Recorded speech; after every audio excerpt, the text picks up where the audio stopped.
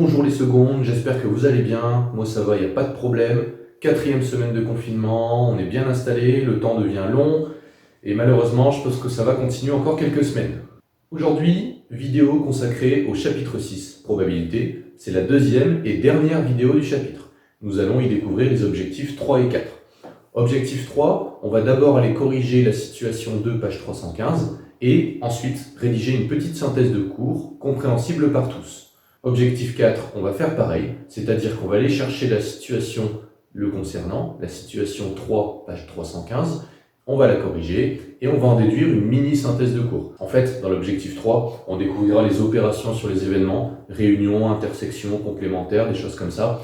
Il y aura quelques petites formules à savoir. Et pour l'objectif 4, c'est pas des formules, c'est plutôt de la visualisation. C'est-à-dire comment bien modéliser une expérience aléatoire. C'est-à-dire qu'on va découvrir les arbres de probabilité et apprendre à les utiliser, à les manipuler. Dans cet objectif 3, on va d'abord commencer par la situation 2, page 315, comme j'ai pu le dire précédemment. Certains l'ont réussi, cette situation. Il y en a quelques-uns qui ont eu tout bon, et du coup, ceux-là seront déjà très bien avancés sur l'objectif 3. Il n'y aura pas trop de problèmes, je ne me fais pas de soucis pour eux. Il y en a pas mal d'entre vous qui n'ont pas bien compris, par contre, et dans ce cas-là, la vidéo sera super importante pour votre bonne compréhension de cet objectif. Je rappelle le contexte de la situation. On est dans un centre de vacances, un centre de loisirs. On choisit un jeune au hasard du centre et on s'intéresse à 2 critères. Il y a le critère du téléphone portable, il peut en posséder un comme ne pas en avoir, et aussi dans quelle école il se trouve. Ça peut être l'école primaire, donc on dira que c'est un écolier, ça peut être le collège ou ça peut être le lycée. Et donc finalement, c'est un problème qui est un petit peu plus délicat que ce que vous avez pu voir dans les objectifs 1 et 2, parce qu'il y a un mélange de 2 critères. Du coup, ça donne plusieurs situations différentes. Comme vous pouvez le voir dans le tableau, il y a en tout 6 situations différentes, 2 fois 3. Dans cet objectif numéro 3, il y a 3 nouvelles notions.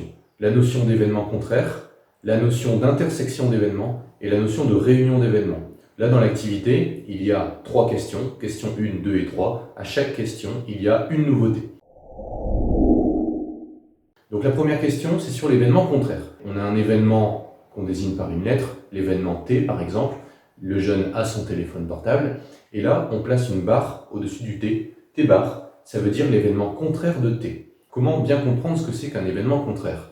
Eh bien dites-vous que l'événement contraire, c'est ce qui se passe dans le cas où l'événement T ne se réalise pas. Si par exemple je formule l'événement pour le temps « demain il fait beau », eh bien l'événement contraire ce sera « demain il ne fera pas beau ».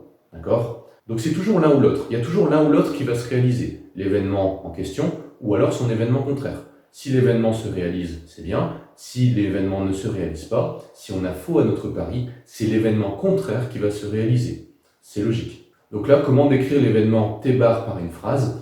Il suffit de transformer la phrase affirmative « le jeune a son téléphone portable » en une phrase négative « le jeune n'a pas de téléphone portable ». Vous pouvez donc retrouver la phrase ici, d'accord? Suivez bien aussi ce qui est fait au tableau, naturellement. Et comment calculer P de T bar? Alors, avant de découvrir la formule, on va se fier au tableau. Eh bien, il y a 103 jeunes sur 250 qui n'ont pas de téléphone portable. Donc, la probabilité, c'est 103 sur 250. Ou alors, 0,412, comme vous voulez. Donc, on s'est servi du tableau pour calculer P de T bar. Ok.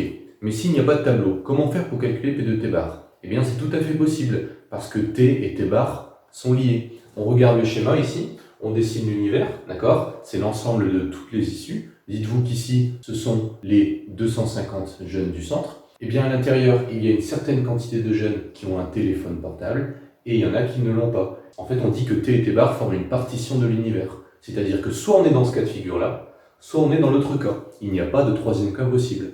Grâce à ce schéma, on peut en déduire quelque chose de très important, c'est que si j'additionne la probabilité que T se réalise et la probabilité que T bar se réalise, eh bien j'obtiendrai toujours 1. C'est une formule qu'on écrira dans le cours, P de T plus P de T bar égale 1. Vous pouvez vérifier par vous-même avec l'exemple du téléphone portable. Ici, quand vous additionnez 147 divisé par 250 avec 103 divisé par 250, oui, vous obtenez 250 divisé par 250. Vous obtenez 1, mais c'est valable pour n'importe quelle situation, du moment que l'on a un événement et son événement contraire, d'accord? Alors ça, c'est une formule liant les 2 événements, mais maintenant, si on a l'événement T avec sa probabilité et qu'on veut la probabilité de l'événement contraire, il suffira de calculer 1 moins la probabilité du premier événement. Essayez par vous-même, calculez 1 moins la probabilité d'avoir un téléphone portable. Et vous allez pile tomber sur 103 sur 250, c'est-à-dire la réponse à la 1B. Donc là, on fera une petite synthèse dessus sur la notion d'événement contraire. Il faut bien comprendre ce que ça veut dire. Deuxième question, deuxième nouveauté, parlons d'intersection d'événements. Là, vous avez deux événements. L'événement L, le jeune est un lycéen. L'événement T, le jeune a un téléphone portable. Donc, indépendamment, ça constitue deux paris, si vous voulez.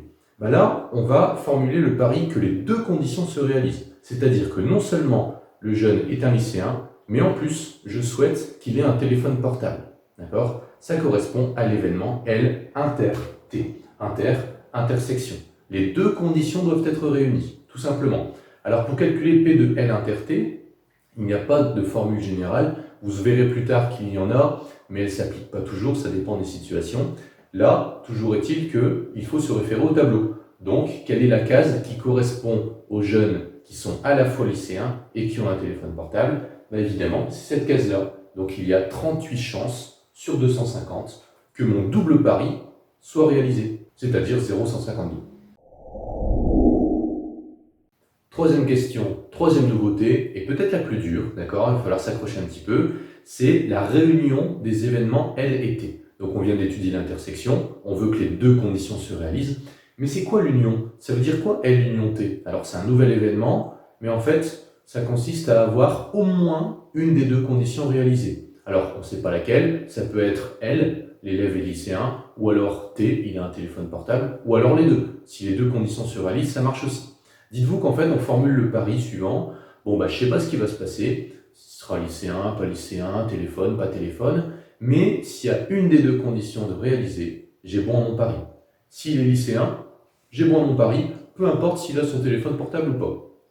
S'il a un téléphone portable, j'ai aussi bon à mon pari, peu importe s'il est lycéen ou pas. Et si c'est un lycéen avec un téléphone portable, on peut dire que j'ai doublement raison, mais on va dire que j'ai raison quand même. C'est-à-dire que la seule situation où j'ai tort, c'est que ni L ni T se réalisent. Donc vous voyez que c'est beaucoup plus large comme pari. On a plus de chances que le pari se réalise. Pour calculer P de L union T, il y a une formule très importante que l'on va découvrir dans quelques instants, qui sera à apprendre par cœur dans votre cours.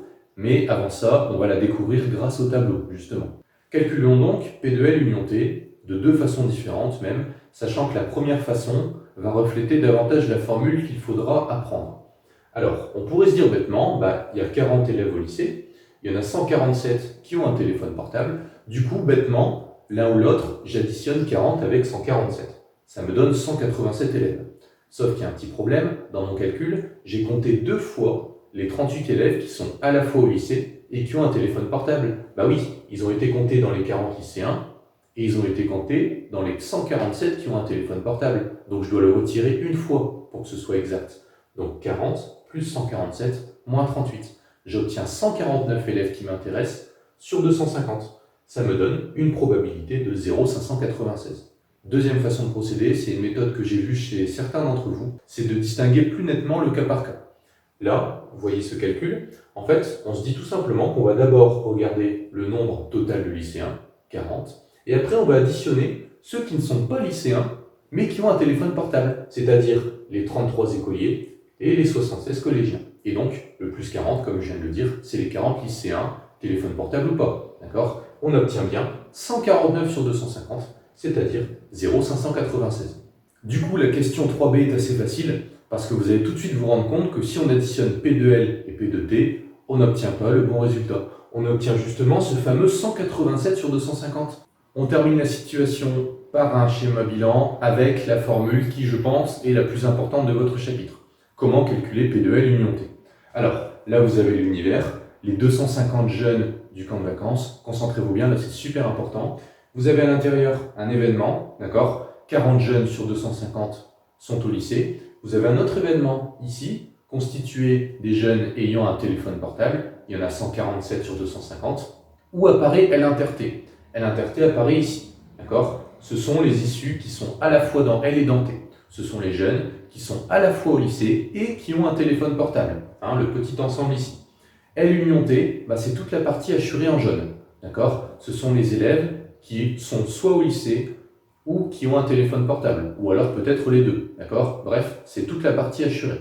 Pour bien comprendre la formule, recomptons combien il y a de jeunes qui sont concernés par l'événement L-T. Donc il y en a 40 ici, les 40 lycéens, les 147 qui ont un téléphone portable, ça marche aussi, mais on vient de voir que 40 plus 147, ça ne marche pas, parce que dans ces cas-là, on compte 2 fois ceux qui réalisent l'événement L-T. Ils sont comptés 2 fois, du coup on doit les retirer une fois. La formule probabiliste associée, elle est ici. P de L union T, c'est P de L plus P de T, moins la probabilité de l'intersection. Et là, la formule devient correcte. Voilà pour la situation numéro 2, j'espère que vous avez bien compris. Je pense qu'il y en a pour qui ça reste encore un peu flou. Là, je vais faire une synthèse de cours qui récapitule ce qu'il faut bien retenir. Je vais refaire un exemple écrit qui n'a rien à voir avec l'activité, et j'en profiterai aussi pour faire quelques exemples à l'oral. C'est parti pour la synthèse de cours. On va bien redéfinir ce que c'est que événement contraire, réunion, intersection d'événements à travers un petit tableau. D'accord? Et on fera un exemple à la fin. Donc vous commencez par écrire qu'on dispose évidemment d'une expérience aléatoire, d'un univers oméga et de 2 événements A et B. Et là vous voyez la structure du tableau qui démarre. Tableau à 3 colonnes et on va définir ligne par ligne une nouveauté. On commence par l'événement contraire de A, noté A bar ici, donc le nom. La définition, c'est une définition purement mathématique, c'est l'ensemble des issues qui n'appartiennent pas à A. Et pour bien comprendre ce que c'est qu'un événement contraire, vous avez les exemples, vous avez l'activité, vous avez aussi le schéma ici, d'accord? Vous avez un premier ensemble A, une partie de l'univers, et finalement A bar qui est disposé de cette façon-là. A union B maintenant, c'est l'ensemble des issues qui appartiennent, écrivez-le bien, à au moins un des 2 événements. Au moins l'un des 2, ça veut dire soit l'un, soit l'autre, soit les 2, d'accord? C'est-à-dire tout sauf aucun des 2. Le schéma, vous allez le comprendre, on l'a déjà vu dans cette vidéo, tout ce qui est assuré représente A union B. On termine par A inter B, l'intersection de A et de B, c'est exactement l'ensemble des issues qui appartiennent à la fois à A et à B, c'est-à-dire l'ensemble des issues qui appartiennent aux 2 événements. Sur le schéma, vous comprenez bien, l'intersection est ici, c'est A inter B. Exemple référence qui vous permettra de bien comprendre les nouvelles notions abordées. Donc on se place dans une expérience aléatoire, naturellement. On est devant une corbeille contenant des fruits et des légumes. On va fermer les yeux et choisir un aliment au hasard. Donc ça va être soit un fruit, soit un légume. Mais il y a aussi la couleur. Parce que quand on regarde un petit peu à l'avance ce qu'il y avait dans la corbeille, on remarque qu'il n'y a que 3 couleurs possibles, le jaune, le rouge et le vert. On crée des événements pour mieux étudier l'expérience. L'événement F correspond à l'aliment choisi est un fruit, et les événements J, R et V sont les événements qui correspondent aux couleurs. Donc notez bien ça, d'accord, c'est super important. Avec les événements de l'énoncé, on peut en créer des nouveaux. Vous en avez 6 nouveaux ici en fonction du tableau et de ce qu'on vient de découvrir. Donc là, je vous laisse faire pause, vous prenez un crayon de bois et vous essayez de décrire chacun des 6 événements par une phrase. Et comme ça, vous allez voir si vous avez bien compris. On ne triche pas. Interdit. Non, c'était pour rire. Continuez à réfléchir. Allez, la correction. Sachez qu'il y a plusieurs réponses possibles à chaque fois, quasiment. C'est-à-dire que moi, je vous propose une première réponse écrite, mais si vous n'avez pas noté tout à fait la même chose, vous pouvez avoir bon. Donc pour bien faire attention à ça, je proposerai d'autres alternatives à l'oral. Donc écoutez-moi bien en même temps. F bar. L'aliment n'est pas un fruit. Si vous avez noté ça, c'est bon. Ou alors, l'aliment est un légume plus directement, parce que si c'est pas un fruit, c'est un légume. J bar, pareil, soit vous dites que l'aliment n'est pas jaune, soit vous dites que ça veut dire qu'il est rouge ou vert. Ok, à vous de voir. Pour R union J, il n'y a pas beaucoup d'alternatives. Dites simplement que l'aliment est de couleur rouge, ou alors l'aliment est de couleur jaune. Donc l'aliment est rouge ou jaune. Pour F inter V, vous pouvez dire directement aussi que c'est un fruit et qu'il est de couleur verte. Mais forcément, vous pouvez abréger la phrase en disant que c'est un fruit vert, tout simplement. Attention, les 2 derniers, ils sont un cran au-dessus niveau difficulté. Ils sont différents. On pourrait penser que c'est les mêmes, mais non. Là, on prend le contraire d'un événement, le contraire d'un autre, et on prend l'intersection des 2 contraires. Alors que là, on prend d'abord l'intersection de 2 événements, et après, on va chercher le contraire. Donc là, c'est l'intersection de 2 contraires, et là, c'est le contraire d'une intersection de 2 événements. Attention, peut-être que je vous ai perdu, mais on va bien se concentrer sur ce que je vais vous proposer là en réponse. Donc, R bar, inter, F bar. On regarde d'abord le premier, c'est ne pas être de couleur rouge. Et le deuxième, c'est ne pas être un fruit, ou alors être un légume. Donc comment on peut résumer ça? Sachant qu'entre deux, c'est une intersection, il n'est pas rouge et c'est un légume. Vous vous rendez compte qu'il n'y a plus que deux possibilités, légume jaune ou alors légume vert. Le dernier, vous allez voir que c'est pas pareil du tout. On regarde d'abord l'intersection, R inter F. Ça veut dire que je veux un aliment rouge et je veux un aliment qui est un fruit. Bref, je voudrais en fait un fruit rouge. Sauf que, au-dessus, il y a un trait. Ça veut dire qu'on va prendre l'événement contraire. Ça change tout. Donc en fait, je veux pas un fruit rouge. C'est-à-dire que je veux tout sauf un fruit rouge. Donc je veux n'importe quel aliment de la corbeille, du moment que ça ne soit pas un fruit rouge. Donc notez-le bien comme ça. Vous pourriez aussi tout lister. Alors c'est un légume vert, jaune, rouge, ou alors c'est un fruit vert, jaune. On pourrait, mais là c'est beaucoup plus simple de l'écrire comme ça. Soyez bien conscient que les deux derniers événements ici sont différents. Et là vous découvrez aussi qu'on peut mélanger plusieurs notions. Donc, on peut mélanger l'intersection avec événement contraire. On pourrait aussi mélanger l'union avec événement contraire, etc. Voilà. On finit cet objectif par les deux formules à bien mémoriser. P2A bar égale 1 moins P2A pour tout événement A, c'est super important pour faire des calculs. Et ensuite, la formule la plus importante, P2A union B égale P2A plus P2B moins la probabilité de A inter B. Faites-le bien ressortir de votre cours en rouge, vous l'encadrez, je sais pas, mais faites en sorte que ça apparaisse plus qu'autre chose. On va appliquer au moins une fois proprement ces formules dans votre cours. Donc on reprend l'exemple de la corbeille. Il nous manquait quelques informations pour faire des calculs, donc là je vous les donne. On sait donc que dans la corbeille, il y a 60% de fruits. On sait aussi que 30% des aliments de la corbeille sont de couleur rouge. Et on sait aussi que 5% des éléments de la corbeille sont des fruits rouges.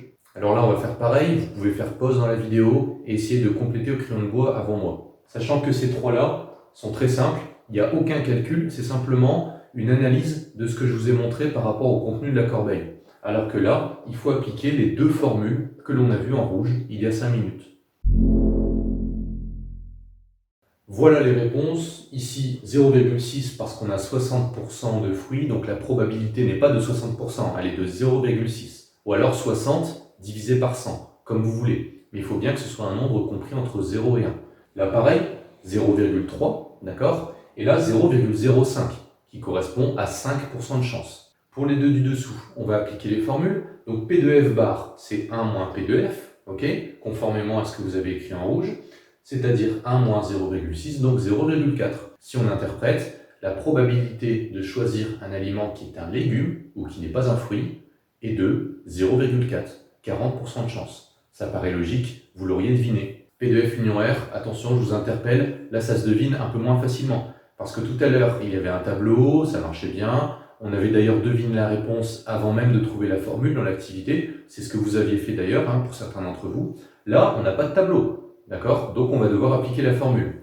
P de F plus P de R moins P de F inter R. C'est-à-dire 0,6 plus 0,3 moins 0,05. Ça donne 0,85. Donc si on fait le pari que l'aliment se retrouve dans l'une des deux situations suivantes, c'est-à-dire un fruit, on gagne, ou alors rouge, on gagne, ou si c'est les deux, on gagne aussi, eh bien on a 85% de chance que notre pari se réalise. C'est la fin de l'objectif 3, enfin, objectif 3 qui était assez conséquent, je le reconnais, mais on n'avait pas le choix, je ne pouvais pas faire beaucoup plus court que ça. Il nous reste l'objectif 4, qui lui par contre sera beaucoup plus rapide. Il n'y a qu'à voir la progression de la vidéo, on est largement à plus de la moitié.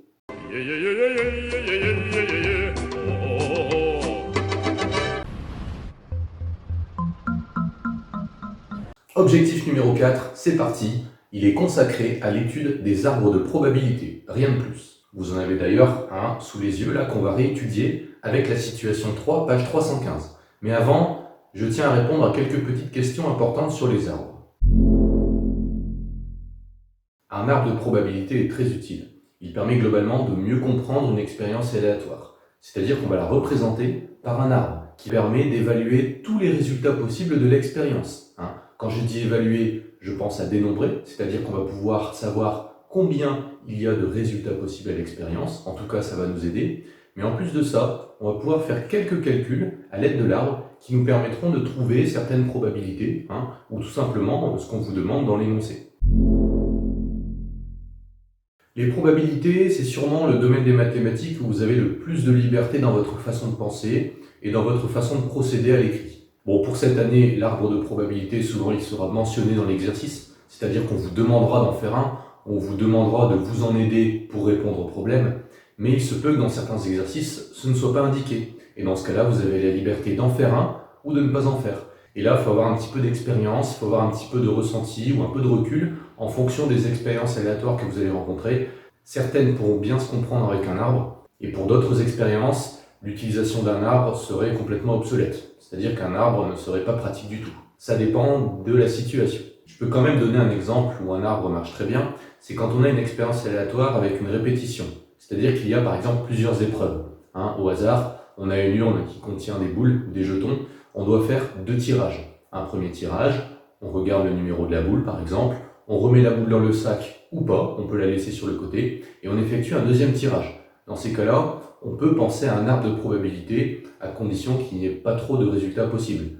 S'il y a 50, 60, 70 résultats possibles, ça devient assez compliqué de faire un arbre, je pense que vous comprenez. Et donc c'est le cas de la situation 3, page 315, où on a 2 épreuves. C'est pour ça que cela motive l'utilisation d'un arbre. Donc regardons maintenant l'activité. Donc dans cette situation, on a 2 épreuves. La première épreuve, ça consiste à choisir aléatoirement une couleur parmi jaune, vert ou rouge. 3 couleurs. Donc là, le point de départ de l'arbre sera toujours ici. Cette première partie de l'arbre correspond à cette première épreuve. Vous voyez bien qu'il y a 3 branches, ça correspond aux 3 possibilités. On arrive toujours à ce qu'on appelle un événement. D'accord ? Vous savez ce que c'est un événement, on le désigne par une lettre. J, c'est l'événement, la couleur tirée est jaune. C'est de là pour les 2 autres couleurs. Maintenant vient la deuxième épreuve. Une fois qu'on a choisi la couleur, on doit choisir aléatoirement un fruit, d'accord, parmi les 3 proposés. Banane, fraise, pomme, ou du moins un nom de fruit. Et du coup, cette deuxième épreuve, elle est située dans la deuxième partie de l'arbre ici. Vous voyez qu'après chaque événement, J, V et R, il y a une nouvelle division en 3 branches. C'est-à-dire, à chaque fois, on y associe un fruit. Pour compléter un arbre au maximum, il faut donc un événement à chaque bout de branche, d'accord ? Là, on a bien des événements, et ici, on les a bien. Il ne doit pas y avoir de branche sans extrémité. Et autre chose qui est très important aussi, c'est de mentionner les probabilités sur les branches. Ça, c'est super important, sinon vous ne pourrez pas faire de calcul. Donc là, 1 tiers, 1 tiers, 1 tiers, évidemment, on a une chance sur 3 d'obtenir jaune, une chance sur 3 pour vert, et une chance sur 3 pour rouge. Ici, c'est équiprobable. Et là, pareil, si on a obtenu la couleur jaune, il y a une chance sur 3 d'aller sur l'un des 3 fruits. Si on a obtenu la couleur vert, attention, on a aussi une chance sur 3 d'avoir l'un des 3 fruits. J'insiste bien sur ça parce qu'il se peut parfois qu'il y ait une dépendance entre la première et la deuxième épreuve. Mais là, vous voyez qu'il y a une indépendance totale, d'accord ? Peu importe la couleur que l'on a choisie, ça donne lieu aux mêmes probabilités sur la deuxième partie de l'arbre. Combien y a-t-il de cas possibles ? Évidemment, c'est 9, d'accord ? On pourrait le deviner, 3 cas possibles pour la première épreuve, 3 cas possibles pour la deuxième. Et si vous comptez ici le nombre d'arrivées de l'arbre, le nombre d'extrémités différentes, il y en a bien 9. Pour mieux comprendre un arbre et encore mieux comprendre une expérience, on peut rajouter des choses aux extrémités de l'arbre. C'est-à-dire que là, j'ai rajouté l'issue correspondante au chemin réalisé. Par exemple, la première, J et B, ça correspond donc à l'événement J inter B, choisir la couleur jaune et choisir la banane. Il y a donc 9 issues différentes, vous voyez bien. Et ici, très important aussi, la probabilité de réalisation de chaque issue. Eh bien, elle est de 1 chance sur 9. Alors là, on va le revoir après dans un exemple de cours, mais ça vient d'un résultat très important d'un arbre de probabilité. Quand vous parcourez un chemin, les probabilités que vous rencontrez se multiplient. Attention, elles ne s'ajoutent pas, elles se multiplient. Je prends un exemple au hasard. Choisir la couleur rouge et choisir la banane. On a 1 chance sur 3 de choisir la couleur rouge, et ici 1 chance sur 3 de choisir la banane une fois que nous sommes passés par la couleur rouge. Eh bien, ce chemin ici, qui correspond à l'issue R inter B, a une probabilité de 1 sur 9 de se réaliser. 1 chance sur 9, d'accord ? Et c'est valable pour n'importe quel chemin. Oui, puisqu'on n'a que des 1 tiers partout. C'est très important ce que je dis. On le reverra après, on le réécrira après dans le cours. Mais quand on parcourt un chemin, les probabilités que l'on rencontre se multiplient entre elles. Une fois qu'on a créé notre arbre, nous sommes bien armés pour répondre au problème. Vous allez voir que le problème va devenir très simple. On vous demande la probabilité de gagner au jeu suivant. La couleur correspond au fruit. Donc là, il suffit de regarder, parmi les 9 résultats possibles, quels sont les résultats qui nous intéressent. Quels sont les résultats qui nous feraient gagner le pari. J'ai donc entouré les issues qui m'intéressaient. La première, jaune plus banane. La deuxième, rouge plus fraise, logique. Et la troisième, un peu ambiguë, rouge plus pomme. Alors là, ça dépend de votre considération, c'est pas écrit dans l'énoncé, ils ont oublié de dire si les pommes étaient vertes ou rouges. Donc moi, je vais considérer qu'elles étaient rouges. Du coup, c'est cette issue-là que je vais entourer. Si vous considériez qu'elles étaient vertes, pas de problème, vous auriez plutôt entouré cette issue-là plutôt que la dernière. Il n'y a aucun problème, vous obtiendrez la même réponse que moi. Là, deux petites façons de répondre au problème. La première, on peut se dire que vu ce qui est écrit ici, nous sommes dans une situation d'équiprobabilité. Chacune des issues ici ont autant de chances d'apparaître, une chance sur 9. Il suffit de compter les issues, le nombre d'issues qui réalisent mon pari, et de diviser par le nombre total d'issues. 3 sur 9. 3 chances sur 9, c'est terminé. Quand ce n'est pas une situation d'équiprobabilité, on ne peut pas utiliser la formule, mais dans ce cas-là, on utilise un cadre plus général qui consiste à repérer les chemins gagnants. Là, en l'occurrence, les chemins gagnants, il y en a 3. D'accord ? Celui-là, celui-là et celui-là. On regarde ensuite la probabilité de chaque chemin et on les ajoute. Et ça, c'est une deuxième propriété très importante sur les arbres de probabilité. Quand vous avez plusieurs chemins qui réalisent votre pari, la probabilité que le pari se réalise, c'est la somme des probabilités issues des différents chemins. C'est super important. Au sein d'un même chemin, on multiplie, mais quand on a plusieurs chemins, on ajoute les probabilités de chaque chemin. C'est super important ce que je dis. Donc là, 1 neuvième, plus 1 neuvième, plus 1 neuvième. Mais ça revient évidemment à 3 chances sur 9, c'est-à-dire une chance sur 3. J'ai plus de place dans mon tableau, mais écrivez clairement qu'on obtient donc 3 chances sur 9, c'est-à-dire une chance sur 3 de gagner le pari, qui disait qu'il fallait obtenir un fruit correspondant à la couleur. Voilà pour la situation 3, qui n'était, je pense, pas très compliquée. La synthèse de cours est très courte, en fait. Il n'y a que ça, et l'exemple référence. Donc notez simplement ça, pas en rouge, simplement une phrase explicative qui décrit un petit peu à quoi sert un arbre. Ça sert à mieux analyser, à mieux comprendre une expérience aléatoire. Cet exemple référence devrait vous permettre de bien comprendre la notion d'arbre, du moins de la comprendre définitivement pour les indécis. Donc là, c'est une situation très simple. On a une urne avec 5 boules, 2 boules blanches, 3 boules jaunes, et on va effectuer 2 tirages sans remise. Attention, sans remise, c'est super important. Dans cette situation, il est évident qu'un arbre va intervenir. Donc là, pareil, je vous laisse faire pause et essayer de faire au brouillon cet arbre en le complétant au maximum. Voilà les réponses. Nous allons dans un premier temps analyser l'arbre pour bien le comprendre et bien voir qu'on ne s'est pas trompé. Alors là, on a une première partie qui concerne la première épreuve, c'est-à-dire la première boule tirée. Bah oui, soit elle est blanche, soit elle est jaune. L'indice ici, le chiffre 1, ça correspond au numéro de la boule, au numéro de l'épreuve.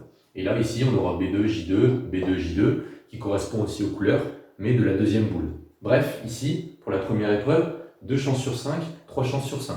C'est logique, ça provient de la composition de l'urne. La deuxième épreuve, elle se lit de ce côté-là, dans la partie droite de l'arbre. Et là, vous vous rendez compte qu'il y a une différence majeure par rapport à l'activité de tout à l'heure. C'est que ce ne sont pas forcément les mêmes probabilités sur les branches suivant ce qu'il s'est passé dans la première épreuve. C'est-à-dire que le premier tirage va avoir une influence sur les probabilités du deuxième tirage. J'espère que vous comprenez pourquoi. Tout à l'heure, dans l'énoncé, j'ai encadré sans remise. Bah oui, si on laisse la boule de côté, l'urne ne contient plus que 4 boules. Et forcément, il y a une petite modification qui va venir. Donc pour bien compléter les probabilités, on se place d'abord au nœud ici des branches. Si je suis ici, c'est que j'ai choisi, dans un premier temps, au hasard, une boule qui était blanche. Donc maintenant, si la boule est blanche, ça veut dire qu'il y en a une en moins dans l'urne. Donc l'urne ne contient plus que 4 boules, dont une seule blanche, puisqu'il y en avait 2 au départ. Donc nous avons une chance sur 4 de choisir à nouveau une boule blanche. Et donc 3 chances sur 4 d'obtenir une boule jaune. Dans cette situation-là, nous venons de tirer une boule jaune. Donc l'urne contient toujours plus que 4 boules. Par contre, il y a 2 jaunes et toujours les 2 blanches. Donc on a 2 chances sur 4 de choisir une blanche en deuxième épreuve et 2 chances sur 4 aussi de choisir une jaune en deuxième épreuve.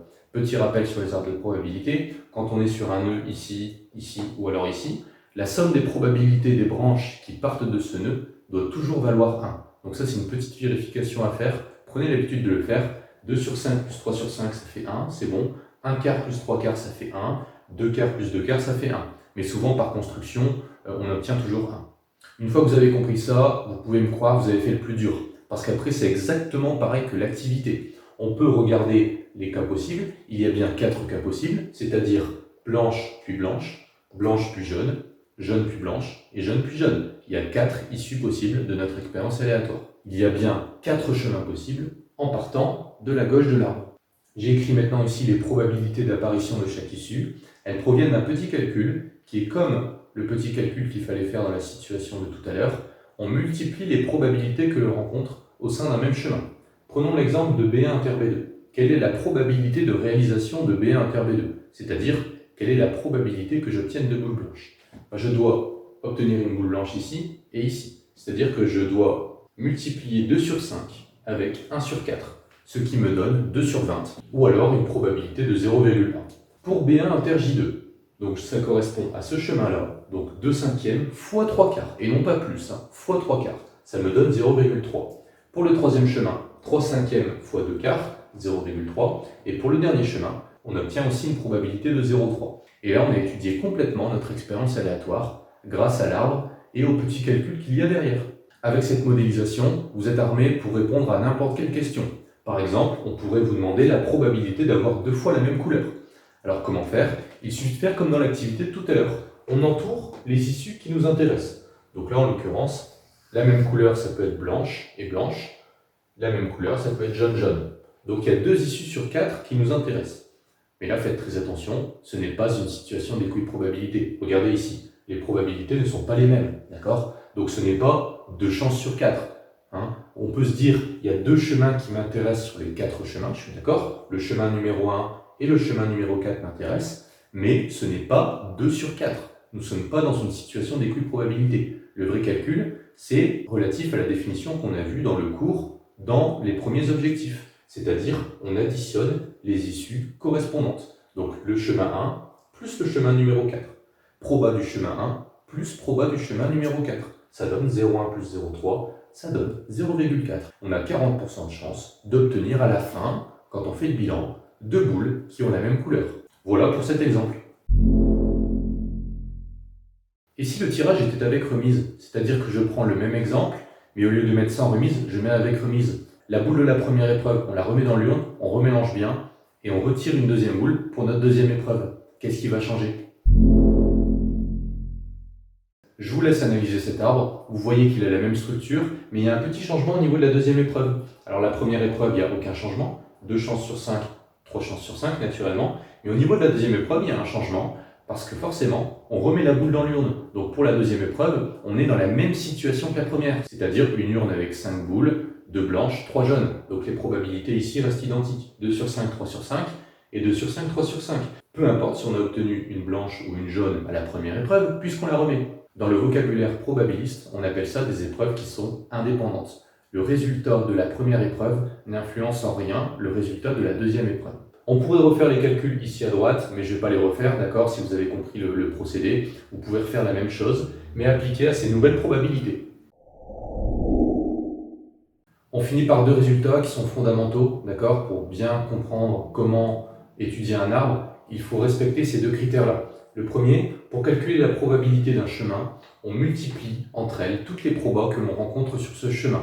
Attention, c'est écrit de façon pas très rigoureuse, d'accord? C'est surtout pour vous. C'est pour ça que j'ai mis d'ailleurs une partie de la phrase entre guillemets. Résultat 2, attention, ce n'est pas une multiplication, c'est une addition. C'est dans une situation où justement, pour réaliser un événement, il y a plusieurs chemins possibles. Dans ces cas-là, après avoir calculé la probabilité de chaque chemin, vous additionnez les probabilités en question pour trouver la réponse. C'est la fin de l'objectif 4, le dernier objectif du chapitre. Il nous reste les exercices à voir. Je vous promets, il n'y en a vraiment pas beaucoup. On va trier les exercices par objectif, objectif 3, objectif 4 et autres. Alors je me suis dit que ça allait être les vacances, ça fait 4 semaines de confinement, on commence tous à en avoir marre. Du coup, je me suis dit que j'allais pas mettre beaucoup d'exercices, comme ça vous allez pouvoir vous reposer.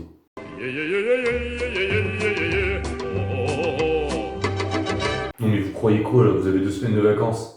Ça va Vous avez en tout 10 exercices plus celui-là qui dure 11. Les 7 premiers, c'est sur l'objectif 3, d'accord? Les 3 suivants, c'est sur les arbres de probabilité. Et celui-là, c'est un exercice un petit peu particulier, mais allez le voir, il est très sympathique. Ils sont tous plus ou moins abordables. Vous saurez tous faire quelque chose dessus, à part peut-être le 42. Alors ce que j'attends de vous, c'est de me montrer une trace écrite des 10 premiers, c'est-à-dire les 7 ici et les 3 là. Je vous laisse les vacances, d'accord, il n'y a pas de problème. Vous pouvez me faire ça pour la rentrée. Je vous donnerai la date ultérieurement, mais ce sera lundi, mardi ou peut-être même mercredi la rentrée, on verra bien. Si vous avez autant de travail dans chaque autre matière, j'imagine que ça ne doit pas être évident. Du coup, je vous laisse du temps pour les faire. Vous avez quasiment 3 semaines. Voilà, c'est tout pour la vidéo. Je vous souhaite de très bonnes vacances. Profitez-en bien. Prenez soin de vous. D'accord? Le confinement, malheureusement, ce sera le cas pendant au moins toutes les vacances de Pâques, c'est quasiment sûr. Mais profitez-en pour vous détendre quelques jours. Alors vous allez me dire, bah oui, mais monsieur, vous me mettez 10 exercices. Oui, d'accord, ok. Et vous avez le droit de prendre quelques jours, il n'y a aucun problème. Moi-même, je prendrai quelques jours de repos. Et aussi, ne faites pas tout d'un coup, faites par petites doses. Par exemple, vous consacrez 1 ou 2 heures à l'objectif 3, et après vous passerez à l'objectif 4. Bref, j'ai trop parlé, bonnes vacances, profitez bien.